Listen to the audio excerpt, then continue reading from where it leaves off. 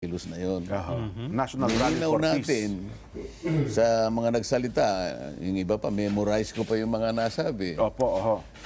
Kami po kanya ay kumakatawan sa napakaraming bilang ng ating mga kababayan na nagnanais na tayo maging payapa bilang isang bansa. Opo. Sapagkat napakarami po nating mga problemang kinakaharap ngayon. Ano naman ang masama ron? Sinasatinig po namin. Totoo naman eh. Jen. Opo. Sapagkat hindi lamang tayo nagsipunta ron, sabi nga natin, napakarami nating mga kakilala. Lalo na ako, nakikita ko sila. Wala akong makitang dahilan kung bakit gumawa sila ng negative na komento doon, Jen. Lalong-lalo na sa liwanag na nakasulat sa ating saligang batas, nakarapatan ng kahit sino ang gumawa ng pagkakatipon ng mapayapa and petition their government for redress of grievances. Malinaw yun, Jen. Lahat ng nakikita niya na gusto niyang ihayag sa kanyang pamahalaan. Halimbawa, sinabi naman natin, napakataas po ng presyo ng bilihin, pangunahing bilihin ngayon, lalong-lalo na po yung pagkain. Oho. Tama po. Hindi ba concern yan ng ating mga leaders, lalong-lalo na si Senator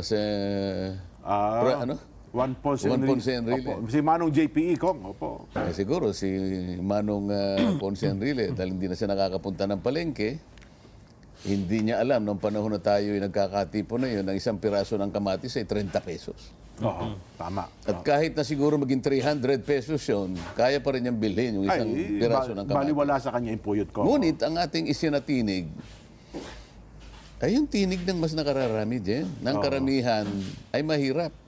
Binanggit ko nga, kaya nga nung ako'y nagsalita, binigyan natin ng konteksto yung sinasabi ng mga nagpaliwanag na nauna. Maliwanag yun, Jen. Anyway, kung yung punto na yan, medyo samantalahin ko lang ko nga. Pasensya na po kayo. Kasi doon sa mga napapanood ko, nakikita ko, sabi nila, ay, nakita nyo na anya, akala ba namin walang rally? Kunyari lang pala yung peace eh. Yung nagsalita si Kong Dante, katunayan anya, nagkaroon ng bahid ng politika. At yung dinaskas niya, binanggit pa nga niya, ako narinig ko rin naman, binanggit niyo pang halimbawa yung usapin tungkol kay BP Inday Sara. Kaya sabi nila, kita nyo na, politika, ginagamit nyo lang na dahilan yung usapin o issue ng peace. Okay, napakakitid naman nung kanyang pangangatwiran, Jen. Ganun ho ba? Bakit ba? po? Oho. Yung mga nabanggit na opisina, political offices talaga yun, Jen. Opo. Hindi may iwasan na bumanggit ka ng political offices sapagkat doon nang gagaling ang hindi pagkakaunawaan at pagkabahagi ng ating bansa. Opo. Paano namang hindi mo babanggitin yung opisina ng Vice President? Doon nga nang gagaling eh. Oho. Kung litisin nila, akala mo siya na lang ang may kasalanan. Ang mga iba'y wala ng kasalanan. Yun lang ang pinupunto natin doon eh. Opo. Bakit yung pamamaraan ninyo, 400 offices nga yung merong confidential funds, ba't pinipilit nyo na isa lang? Isa lang. Hindi ba maliwanag yun? Kaya lang natin binanggit ang isang political office para ma-dramatize natin na yung ginagawa ay wala sa rule of law. Oho. Kung talagang gusto mong usisain lahat ng inaakala mong may pagkukulang kung pinag-uusapan ni confidential funds, tawagin mo lahat. Opo. Pero pagka ang tinawag mo, isa lang, ay sino namumuliti ka? Hindi tayo. Halatang may motibo. Ang papel ko doon para ilahad yung mga yon, sapagkat ako lang ang nakakalam yung nangyayari sapagkat membro nga ako ng Kamara din. Ayun, tama. At sinasabi ko, hindi nangyayari at hindi nasusunod ang mga patakaran na nakalahad mismo sa aming mga tuntunin. Opo. Ano yung sinasabi natin? Kailangan mahinto ito. Ang pinagmumulan nito ay pag-aaway-aaway. Pagtatalo-talo. Okay, kapag hindi nila naintindihan yun dyan, ipauubaya ko na kay Kay Saito. Ang Nasaan ba si Saito? Ba't wala ngayon? Tama yun kasi kung kahapon, pinaliliwanag din namin sa ating mga kapatid, kami ni Nelson. Sabi, bakit si Kong Dante? Una, si Kong Dante po, kapatid namin sa iglesia. Pangalawa, abogado po siya. Pangatlo, siya ang nakasaksi sapagkat miyembro sa mismo ng Kongreso. Nandun kayo Kailangan mismo. merong magpaliwanag, nakasama siya sa mismo sa aktual na pangyayari. Yun, Marami opo. tayong kapatid na abogado. Opo. Inaamin natin yan. Ngunit, wala sila doon sa kalagayan, kagaya ko, na nakikita ko sapagkat kasama ko sa pag-unfold ng mga pangyayari. Opo. Yun ang dapat nilang makita. Kaya ako hinahanap si Saito. Si Saito, isang napakabuting kawani natin na pagka ako'y nakikita niya, yung kape ko'y palagi niyang Ay, opo. na inaayos. Alam na agad ang gagawin. Bakit siya alam niyang ipaliwanag ito? Bakit yung iba hirap na unawain at bigyan ng kaukulang differentiation? Oho. Alam mo kung bakit nahirapan sila? Bakit po ka? Bakit Silang po? namumulitika. Ganun po. Maliwanag yun. Gusto nilang kumounter kahit kamukha nitong diniscuss nyo kahapon. Opo, oho. Napakaliwanag ng pagkakapaliwanag ninyo. Ako'y tuwan-tuwa sa inyong dalawa. Malinaw na malinaw. Kaya rinig Bihira lang kayo matuwa sa amin ko nga. na bibihira lang ako matuwa sa inyo. Makalayan mo nga. Hindi ko alam kung sino nagsabi sa di ulitin natin. Inulit nyo pa yung sinabi ko. Ayun na nga po ko. Tingnan nyo, ang linaw naman Ang Iglesia ay hindi tutol, hindi laban sa impeachment. Tama po. Ngunit kapag yung paraan ng pagsusulong nito ay kakakitaan na ng paglabag sa napakaraming tuntunin at itong ang rule of law, hindi na nyo sinasalang-alang, doon magkakaroon ng problema. Opo. So, sumagot yung isa sa inyo. Kasi naka-hearing aid si, baka hindi niya narinig. Ulitin nga natin. Inulit pa ninyo Pinalakasan ko pa nga po yung volume. Yun na nga. Pagkatapos sabi niya, wala namang grievances. Opo. Yun kako kasasangkutan na yan ng intellectual dishonesty dyan. Sapagkat malinaw at nakarecord kung ano-ano ang mga hinaharap na problema ng ating bansa na pinipilit nating sabihin sa kanila, iparamdam. Hindi lamang yung marinig Tama po. Kung hindi iparamdam. Iba kasi yung narinig mo sa naramdaman Opo. Tama ko nga, ito kinuha ko uli para sa kakabatiran po ng ating mga taga-subaybay kung paano niya pagkakabanggit. Noong isang araw ito, bago yung kanya, sabi niya kasi meron siyang huli ngayon, sabi niya, this will be my last comment.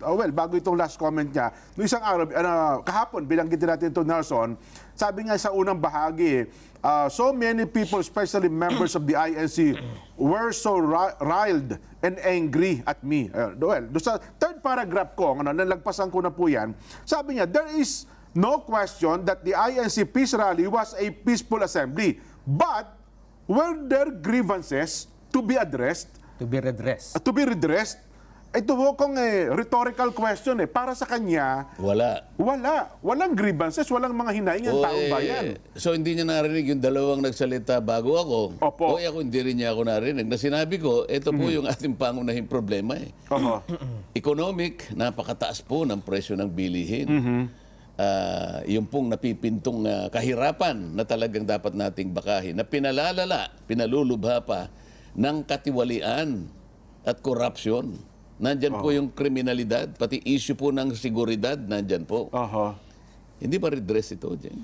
Pero sabi niya, Grievances. Pero Ito siguro masasagot ni Kong yung yung direkta ito. Ito yung sumunod. Yung pinanto niya, sabi niya, pardon me for my impression. To me, there was none.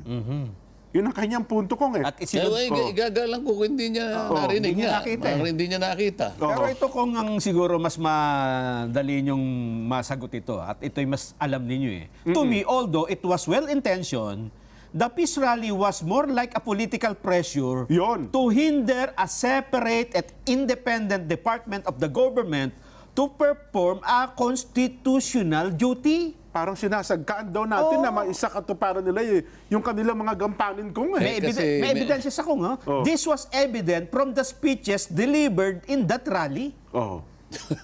Pero yung mga speeches na na-deliver doon sa rally, Nelson, Aha. Jen, napakalinaw. Opo. Na ang pinagbatayan ay yung mungkahay mismo ng Pangulo na wag nang ituloy yung impeachment. Yun ang pinanggalingan nun. Oo nga. Sa makatweet siya bilang legal counsel ng opisina ng Pangulo, ibig mo sabihin laban siya doon sa suggestion ng Pangulo na itigil na yung mga bagay na yan, sapagkat isa mang buhay ng Pilipino hindi bubuti dyan. Ganun ang lilitaw kong. Yun ang lilitaw. Yun ang lilitaw doon. Oho. Kasi parang hindi niya tiningnan ng lahat ng pinanggalingan. Yung premise, yung principal premise nito ay yung unang pahayag ng Pangulo sa kanyang pagbibigay ng opinion na ang bagay na ito'y walang kabagay-bagay. Hindi ba? Isang bagay na storm napakalit na pinipilit yung palakihin. Di ba? Storm in a teapot. Yan, opo. Ngayon, kung kung para kay Senator Enrile, hindi mahalaga yung opinion ng Pangulo, paano ka naging legal counsel? Oh. Inconsistent na yun eh. Kaya lang kung may kasunod siya at dito niya nilinaw na hindi nyo pwedeng gawin yan, ang presidente lang ang pwede. Oho. Di ba, Ano Jen? nga yun? Ito, basahin po. mo, Jen. Oh. On the other hand, the President, as the duly elected Chief Executive of the land and one of the three independent and separate branches of our government, has the power and duty to coordinate with the two other branches of government to achieve and maintain a unity and harmony in the efficient operation of the government in our society. No one can do that officially except him. Yun po. May problema yung salita na yun, Jen. Aha. Ganun ba sa isang abogadong tingin ninyo? Alam natin na yung tatlong Sangay sangay ng ng- ating pamahalaan ay co-equal branches. Aha. Kung tawagin nga, co-equal and coordinate branches of government. Pantay-pantay sila, walang pag-uungusan. Talagang dapat magkaroon ng coordination.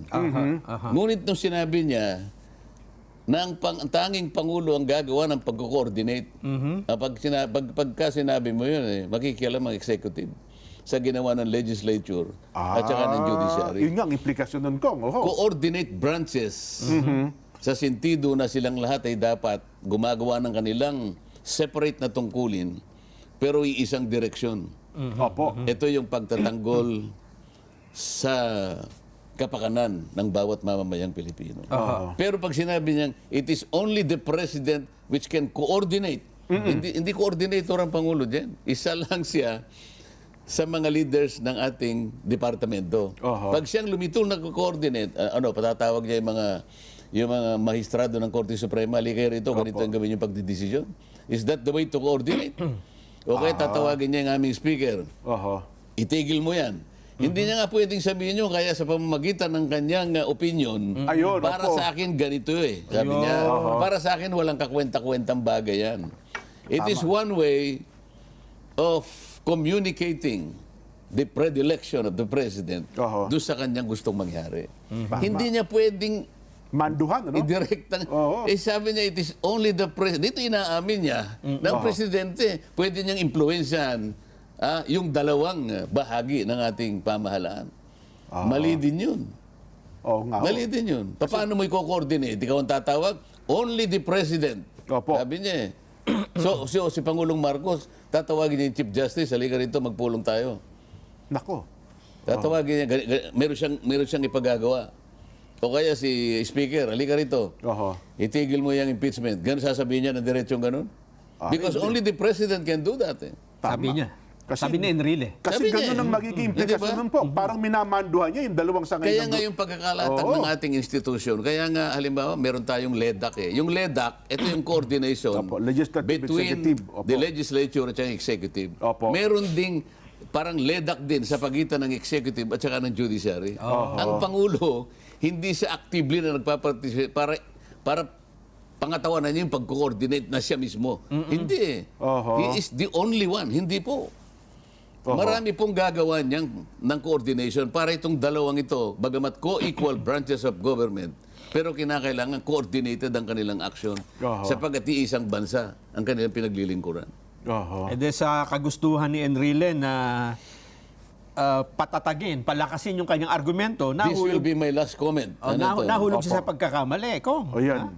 Ito po yung huli na yan, Kong. Oo, sige, Ito basahin na mo. po yung huli. Meron siya sinasabi, this will be my last comment. Opo. Ayan na, oo. On the Tungkol nga po subject sa isyong ito. we're discussing. Opo. Wala tayong magagawa kung yun lang comment niya. Hanggang doon na lang siya. Ayun lang nga po kasi parang nga kung na marami daw ang nagkomento, marami Hindi, daw po ito yung nagagalit sa kanya. susunod. Opo.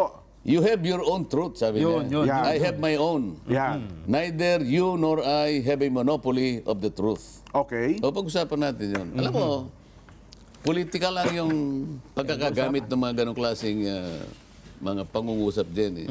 Ganun Pag po ba? sinabi mong you have your own version of truth, I have mine, and others may have also. Oho, oho.